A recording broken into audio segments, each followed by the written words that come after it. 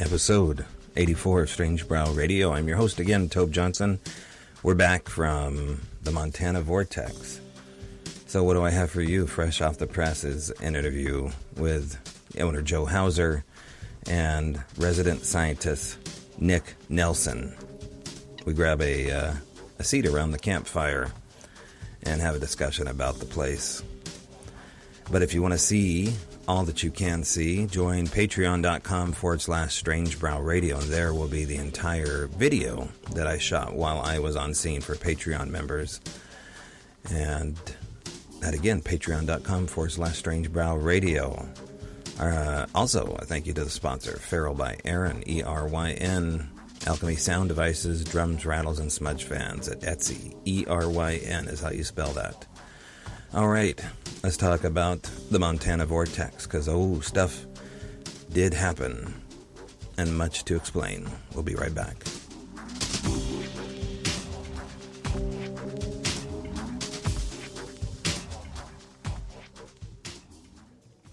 All right, we are freshly back from a field trip, a road trip, 1,500 miles and 5 days later, and one or two roach motels.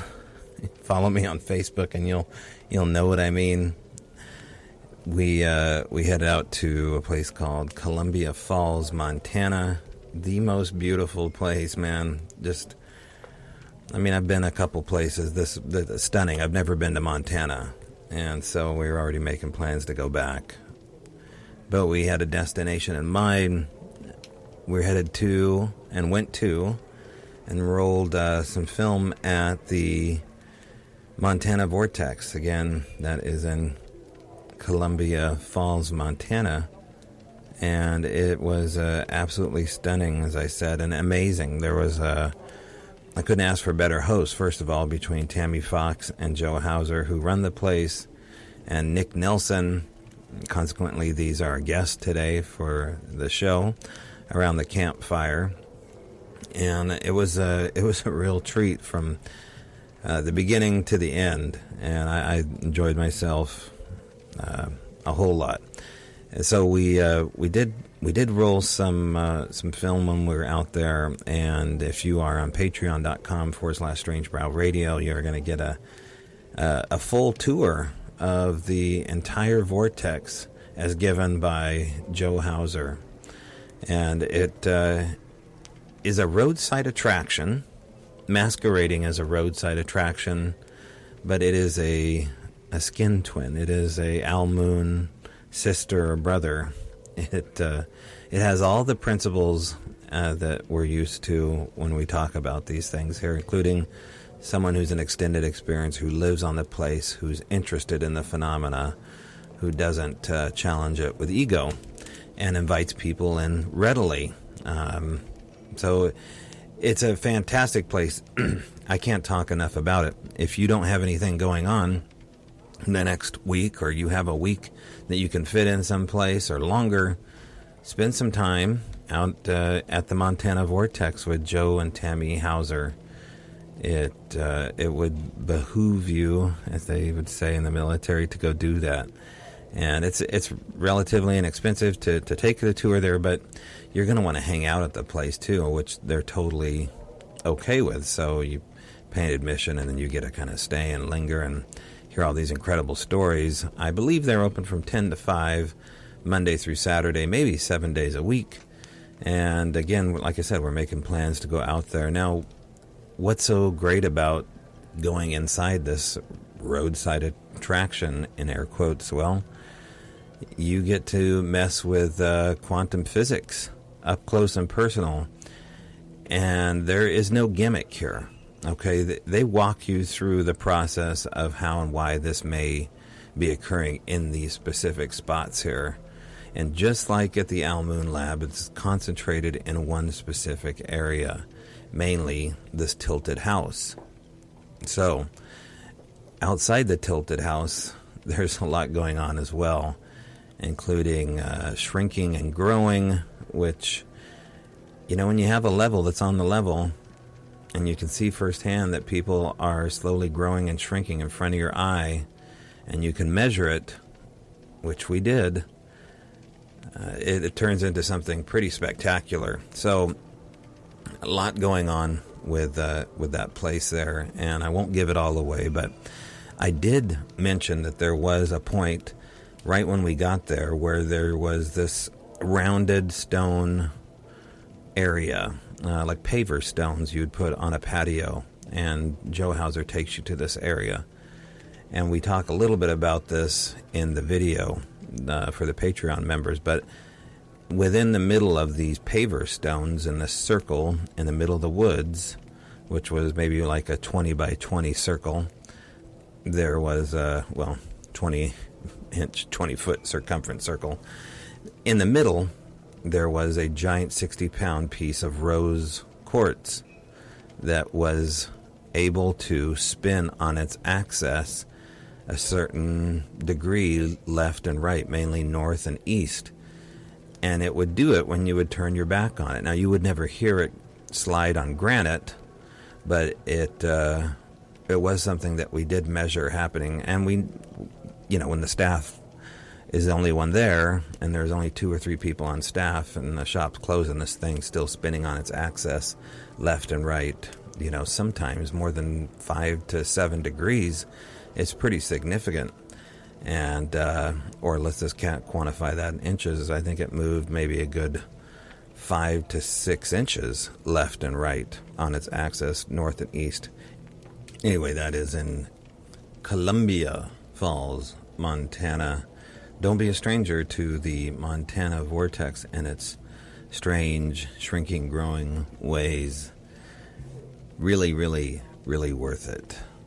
Okay, so as promised, let's join Joe Hauser and Nick Nelson around the campfire. And we even talk about thunderbirds.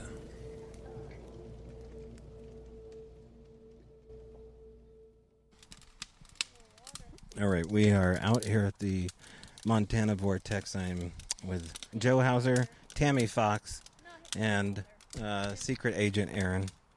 And in the background somewhere with the FLIR is Man Bear. That's what I'm going to call him anyway. And the crew is warming up drums. You can hear the flicker of cedar as it funnels through the pine on a clear, crisp night that looks like something out of a Thomas Kincaid painting, but better. Traffic's starting to slow down here at the Montana Vortex. Now, when I was setting up the audio equipment here, I noticed that the battery on the equipment started to die quickly the moment I put it in here, so I don't know how much battery we'll have to sit and talk. Joe's raising his high drum above the flames. Now, don't you guys worry that those are going to catch fire? And we're going to do a drumming ceremony here before the opening act. If you don't mind, I'm going to do a Blackfoot prayer, all right?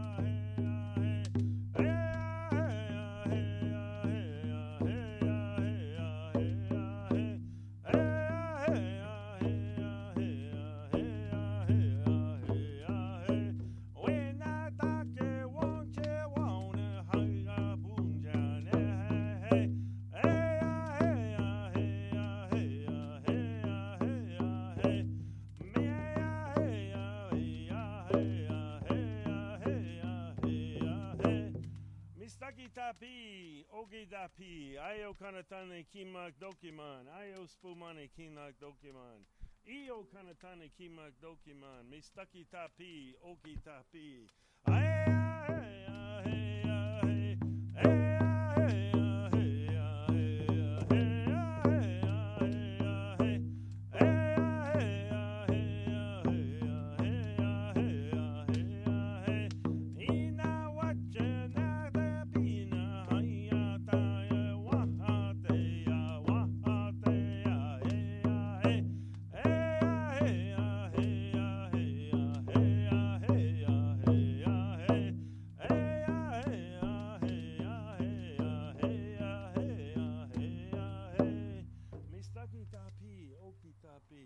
Ayo kanatane kimak dokiman, ayo spumane kinak dokiman, io kanatane kimak dokiman, mistaki tapi, oki tapi. That's an ancient Blackfoot prayer. And basically it's acting oki tapi, mistaki tapi, which is the Blackfoot name for Bigfoot, to guide us, to protect us, to have the grandfathers guide us and protect us and heal us while we're in this area. And we're giving thanks to them tonight.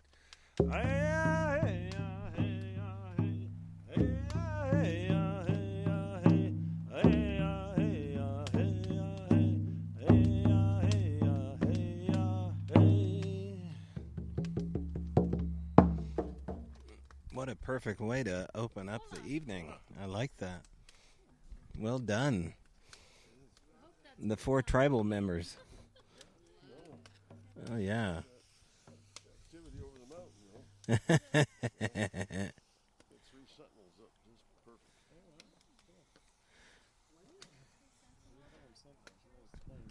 Now, who taught you that? Gordon comes at night taught me that. He's was a Blackfoot elder and healer with the Blackfoot Nation, one of the spiritual elders. Well, Joe, can I get you to set your drum down here, and I'm going to trade you a drum for a microphone. All right. And then if anybody feels inclined to pipe in, I'll either point the microphone towards you, or if you want it, you can come over and grab it. Just don't light it on fire. Joe, or let's check your volume here quick, Joe. Can you hear me, too? There we go. All right, me? that's good. Now we got it. Yeah, just hold the mic right about that far from your face, and I'll be able to hear you nice and well. So we just had an awesome dinner. Thank you, Tammy and Joe, for having us over for a bite to eat. We had a good communion here. We made some new friends and heard some incredible stories. And for the first time, I took a tour, the whole tour, and nothing but the tour. And I'll have to do it again here before we leave. So we actually extended our stay because we're enjoying ourselves so much. We know we can't cram it in. So we're going to slow the pace down a little bit. But my batteries, as I was saying before in the recorder, are getting zapped. Every rechargeable battery that I loaded up before I got here is now down to about half. So we'll just go here for as long as we can until the batteries are drained, I guess. So, Joe, you're in the middle of your peak season. Would this be your peak season at the Montana Vortex? Yeah, July and August are our 2 peak months, basically. It just keeps building through July and into August. Yeah, and you see regulars that come here, too. These aren't just new people. You have, what do you call them, devotees? They're Matrix devotees, or they're... Well, some of them we call Vortex junkies. They come back year after year, and they like the Vortex, and they bring people here, and then they've been coming for a number of years because they enjoy the energy field and everything that goes on here. Yeah, no, there's something definitely comforting about coming to a place like this, but not for everybody because it is such a powerful spot. You're getting... you kind of have to let people know that there is a possibility that they'll be uncomfortable when they're here because it is so powerful. So talk a little bit about that and why that would be. Well, we're in a basically an electromagnetic or geomagnetic anomaly, and it's a very strong energy field. It goes up and down in energy every day. And for many people that come here that have never been to a vortex before, especially not one as strong as this, it gives them a feeling of like motion sickness, seasickness, stuff like that, or puts a pressure in their head, a pressure in their chest, especially when they're inside the House of Mystery, because that's a very concentrated energy field in there. And a lot of people aren't prepared for it. Some people think, they come here thinking, oh, it's just a big hokey attraction or something like that. And then when they go in the House of Mystery, they really get their socks knocked off. Right, which is it's a credit to the viability of this place and the fact that it's still active. I'm familiar with the type of activity that you have going on here, but a lot of people aren't. So just, as briefly as you can, describe to people what exactly you hypothesize is happening here on the land at the Montana Vortex. Well, we probably have one of the most paranormal places in North America, and starting with something simple like orbs. We have anywhere from a few orbs to some days thousands of orbs on the property, both day and night. We have Bigfoot or Sasquatch sightings. We have interaction with them at different times. We have lots of UFO sightings in the area, not only over the grounds, but on Columbia Mountain, which is just across the road from us. And then we've had 7 Thunderbird sightings, 5 on the grounds, and 2 on Columbia Mountain across the road. So all kinds of paranormal stuff like that happens here pretty much on a regular basis. Plus, we capture just a ton of really crazy things in photos, too. Yeah. Now, you said Thunderbird. You're talking about large raptors. Yes. Yeah. And Nick Nelson, one of our guides, he's seen them at least twice, maybe 3 times now. One of our other guides and another employee has seen one, and then Tammy even saw one a couple years ago, and then I saw 2 gliding down one of the ridges on Columbia Mountain about 3 or 4 years ago too. So they're in the area. They're very large. I'd say a wingspan of probably 20 feet or so. They're black mostly here, and they kind of come in the ether, like interdimensionally from a portal. They fly across the center of the big vortex. They actually don't fly; they just glide. And then when they get a little bit over the backyard here, they just kind of disappear and go into another portal, or just disappear from this dimension. Wow! So is that a part of the native lore that they're not just unidentified raptors, that these are interdimensional species? The natives talk about this too? Well, the Blackfoot Elders, directly north of here is a sacred mountain of the Blackfeet, and it's called Chief Mountain. And that is the direction that the Thunderbirds come in from. And the Blackfeet Elders have an oral history that Chief Mountain is a spawning ground for Thunderbirds. Oh, wow. And it's been part of their oral history going all the way back. And they go up there and they perform ceremonies at the base of the mountain and even on the mountain. And that's just one of the sacred things that happen there, is the spawning of Thunderbirds. Yeah, I have yet to see them, but I've definitely heard stories, including, people in southern Oregon saying they've seen pterodactyls. What about, have you seen pterodactyls out Actually, here? that's what I saw on Columbia Mountain. They were kind of long neck, beak, forked tail, or like an arrow on the tail, pointed tail. And they weren't flying, they were just gliding down Columbia Mountain. I was actually, early in the morning, I was watching an orb, a very large orb that was flying around the mountain, and I just happened to hit the binoculars on the 2 pterodactyls. And they're like a couple pelicans, they just, like in unison, just gliding down the mountain, and then they just dropped over the backside into the Flathead River. Yeah. Now, I don't know if I asked you this before, but I have interviewed you once, so if the people listening to this episode go back to the, I'd say probably about 30 episodes back, I pulled Joe aside, and I don't know if I asked you this question at that time, but I'll follow up on it and ask it again. As far as what's going on here, it being a roadside attraction, but with the real goods going on, I get that. I think the devotees that come here, they all get that. They're involved inside these secret schools, and they understand that, you understand what's going on here. But as far as government officials coming here to, see what you have going on, or taking things from you that, Have you had any experiences with, alphabet agencies approaching you about your property and kind of, pushing your comfort level? No, but we did have a visit by the Men in Black back several years ago. And when I went into the gift shop to do a tour, my cashier behind the counter then pointed out 3 guys that were dressed in suits and the hat and the ties, and they kind of looked like the Men in Black. And they drove up in a like a cherried out Suburban, didn't have any plates on it, dark windows, and she thought they were kind of weird. And then they ended up going on the tour with me. They never participated in any of the demonstrations. They asked a lot of questions about science, and they wanted to know specifically about portals, what we knew about portals on the property. Mm-hmm. And we do believe there's interdimensional portals on the property. And that seemed to be what they were most interested in. After a certain point of time and answering some of their questions and stuff like that, I said, hey, you guys are the Men in Black. How about let me get my picture taken with you? And they said, no pictures. We'll be back. And then they left. So, we'll be back? Yeah. Uh-huh. And were they? Yeah, they did. 2 of them came back about a year and a half later and did the same thing. They went on the tour.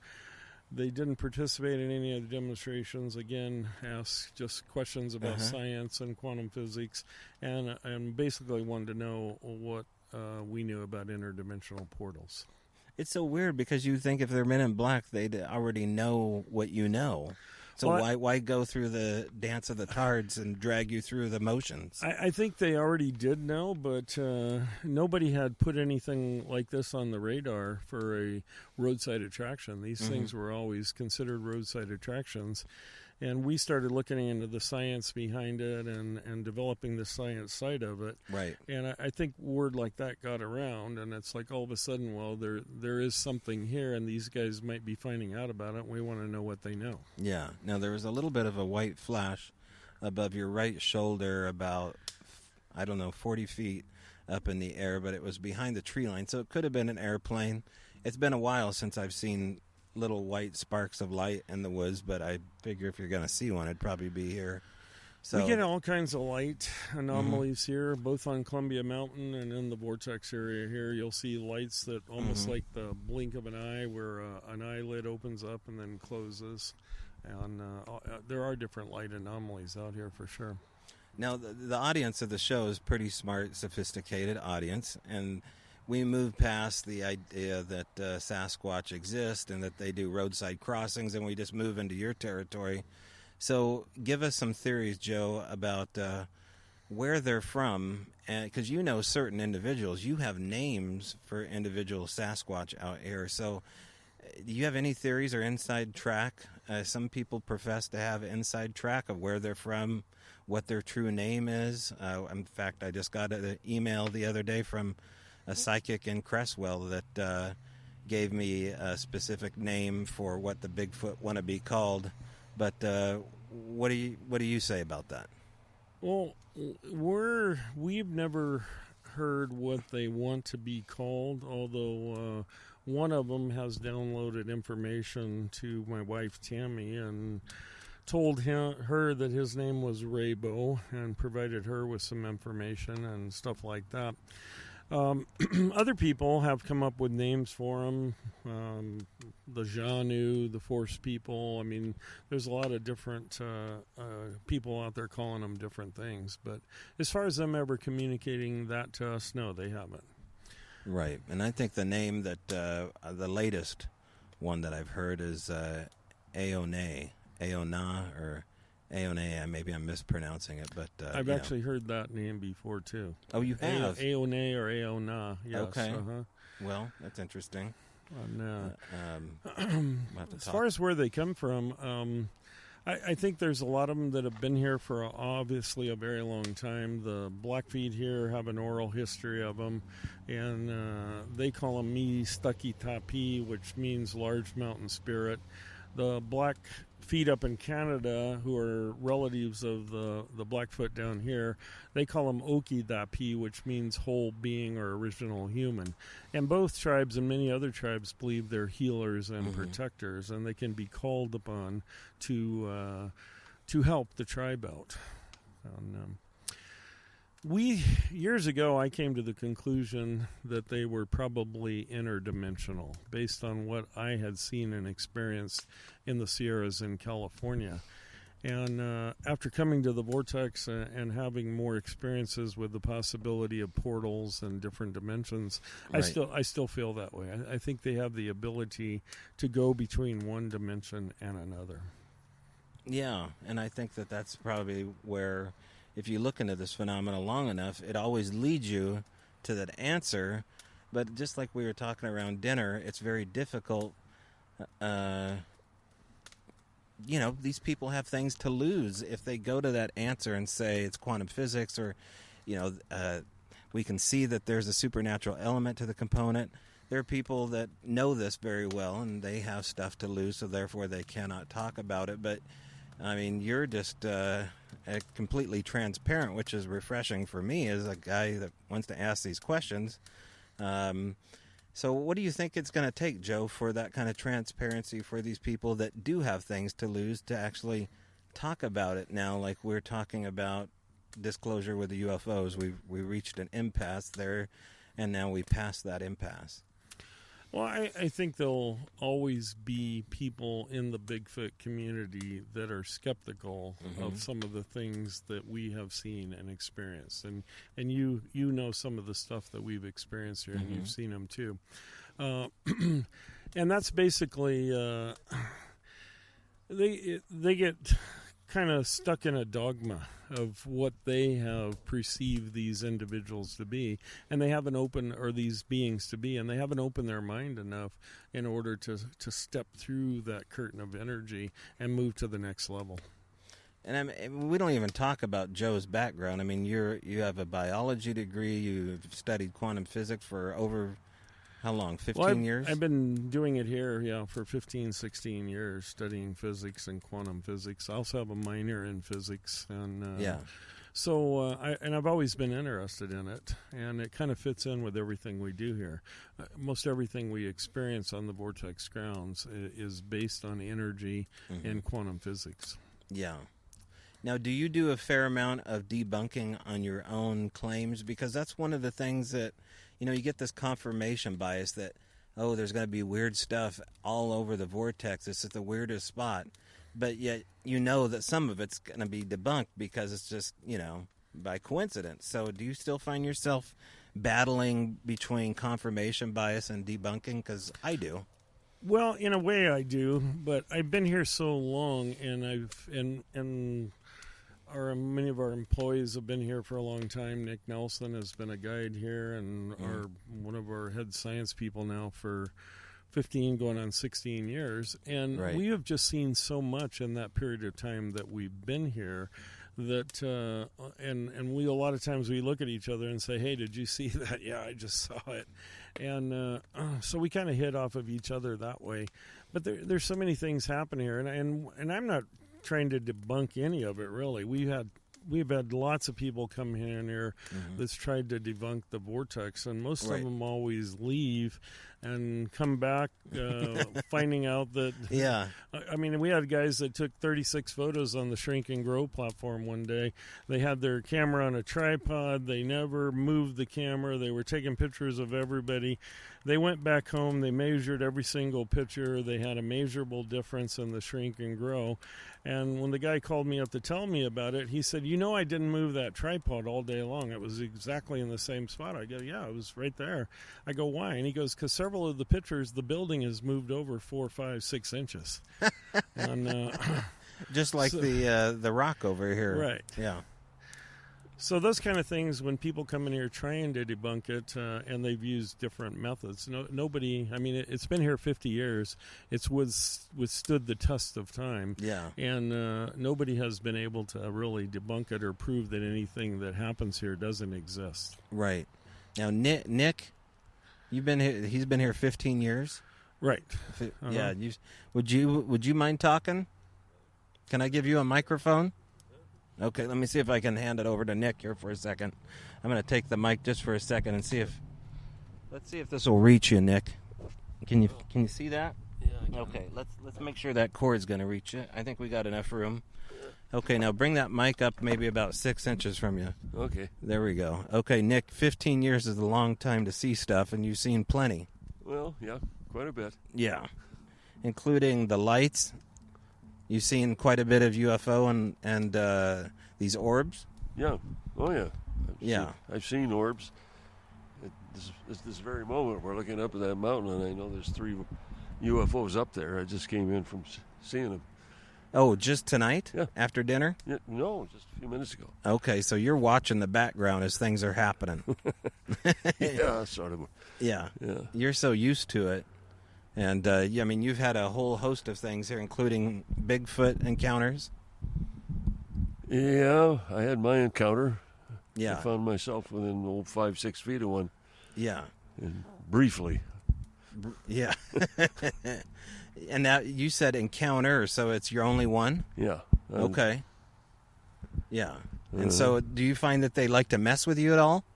Like when they're not fully visible? Something's been bugging me lately, yeah. Yeah. I've been able to put my finger on it. But Right. So what do you think's going on with the Sasquatch phenomena? Why are they picking on you? Oh, I can't really say. As I was telling you earlier, this one I thought was mocking me, Yeah. asking me basically, what do you think you're doing out here? That's a weird question to ask a human. I mean, How do you interpret that? You've had time to think about it. Is that like a question? He was just plain mocking me. He was, Yeah. what do you think you're doing? That sort of thing. And is that a Sasquatch that you know by name? Well, it could be Joe's Raybo, but Yeah. I don't know. It didn't identify itself, and I can't give you a direct quote Right. because it wasn't in English. Right. But this doesn't freak you out? Well, I was freaked out that time. Yeah.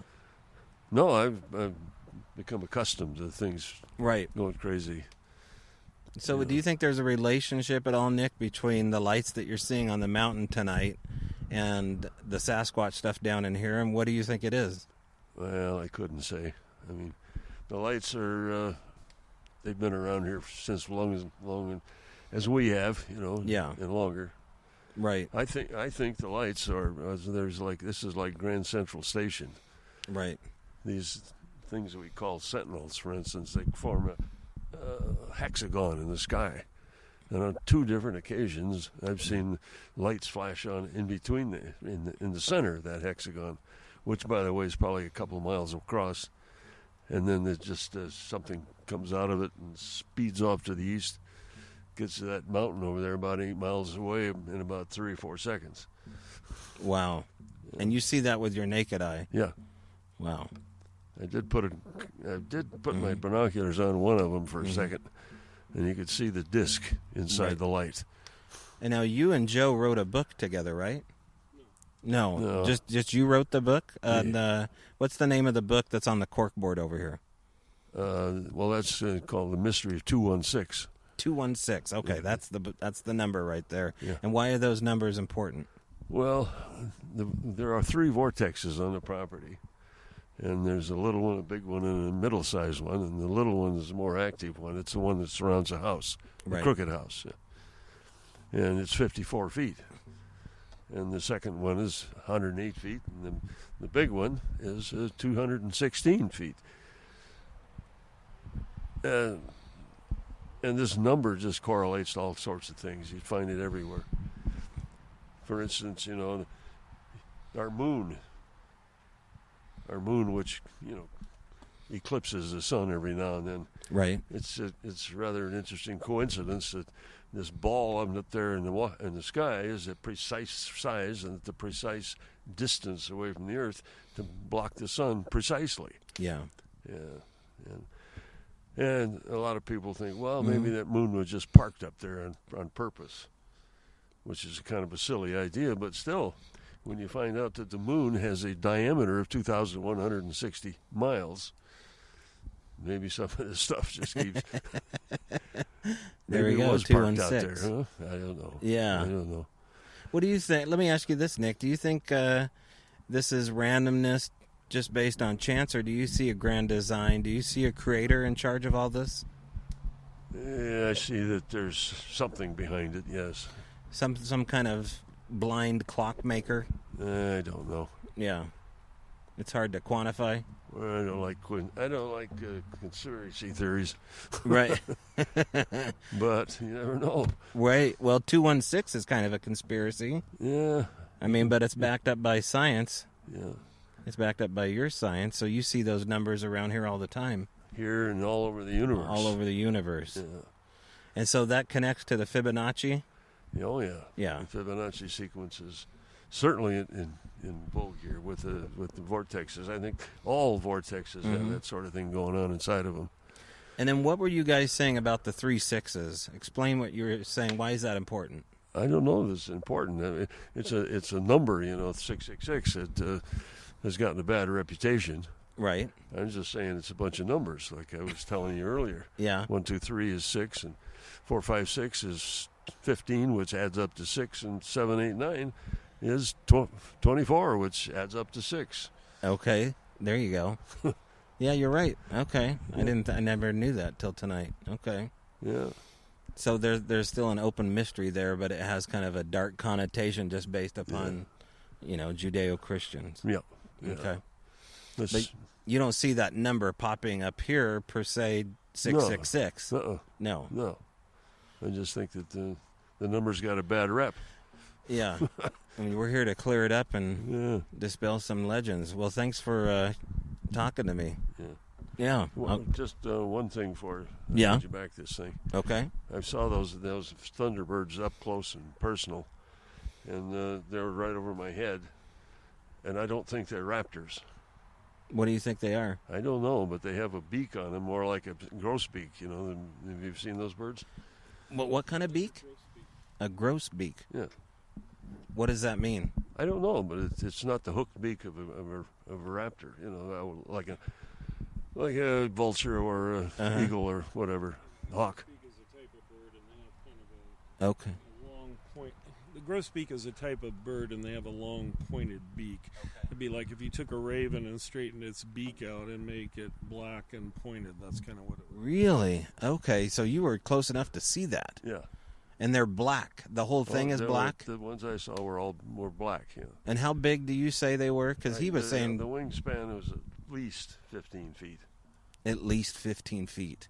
And more. How big is a California condor, right? I mean, would that be the biggest? No. Condor isn't that big. No? Or an eagle? Is there any eagle with 15? I doubt that. Nothing. The biggest eagle's what? The Joe is... Yeah. Yeah, and that would be the golden eagle. Right.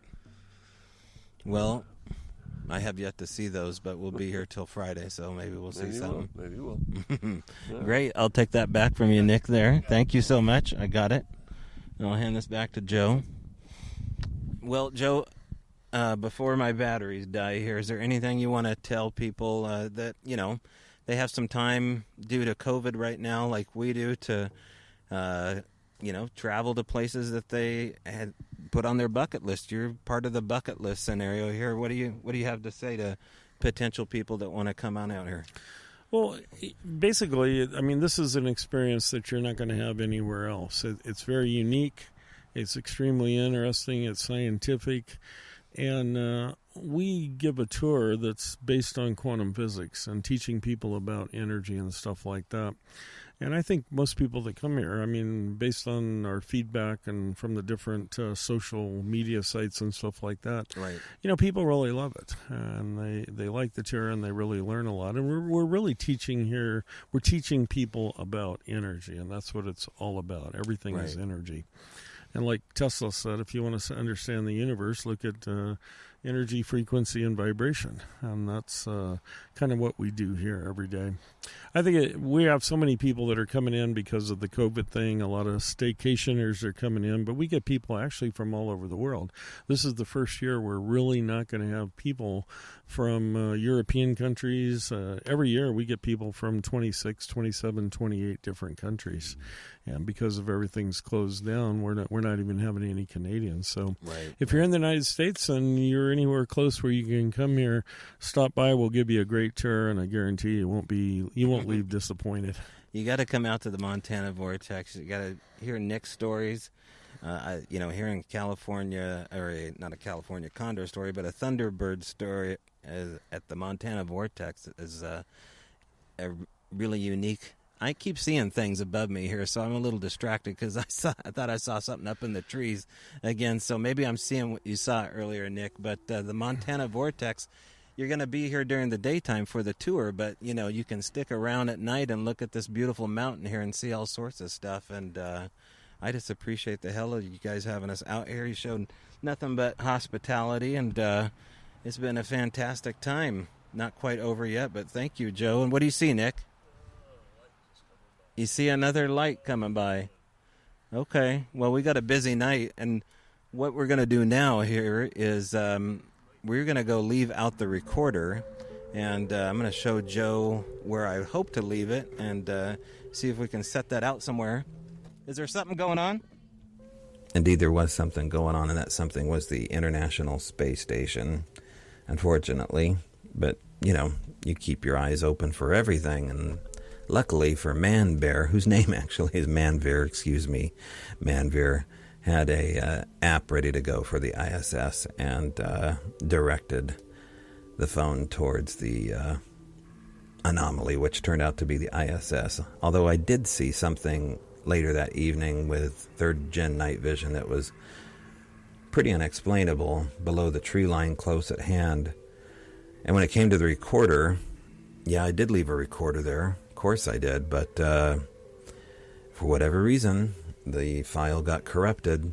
We've turned it off and on a million different times for the last 5 years, and the file was corrupted the next day. And so the Montana Vortex is keeping that secret.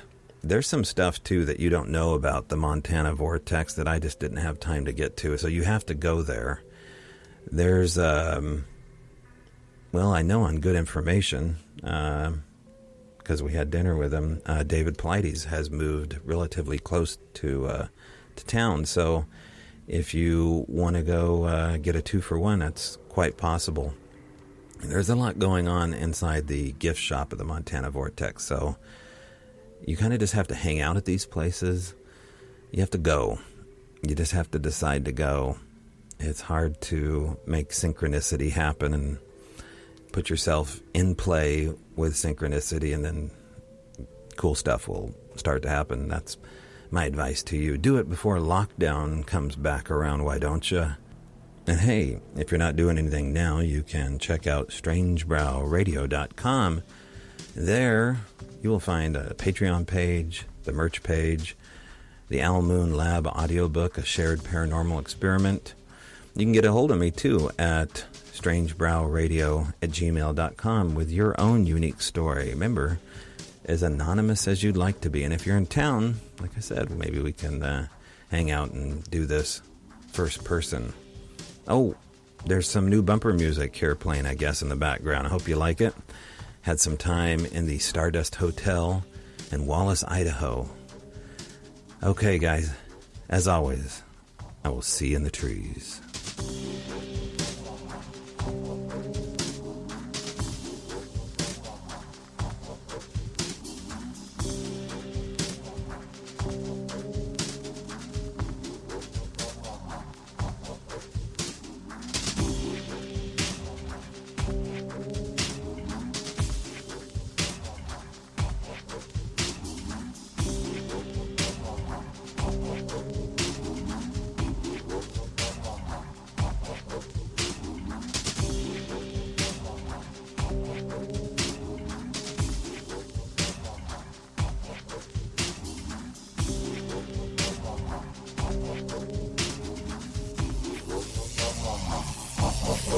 Thank you.